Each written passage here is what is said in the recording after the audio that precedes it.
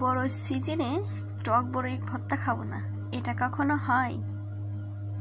তাই তো আজ দুপুরে বাসার সবাই মিলে টক বড়ই ভর্তা করলাম, সাথে পেয়ারা।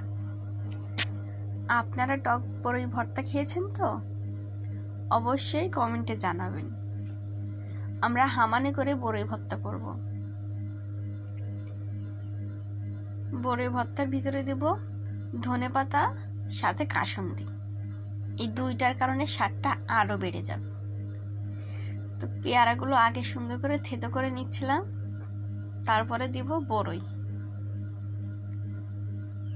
তো এক এক করে ধুয়ে দিয়ে বড়ইগুলোও সব দিলাম।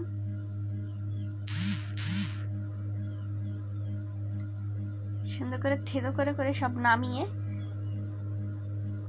একবার সব দেওয়া যাচ্ছিল না, যার কারণে আমরা দুইবার দিব। সবাই মিলে একসাথে বড়ই ভর্তা করার মজাই আলাদা, আসলে এটা অন্যরকম আনন্দ।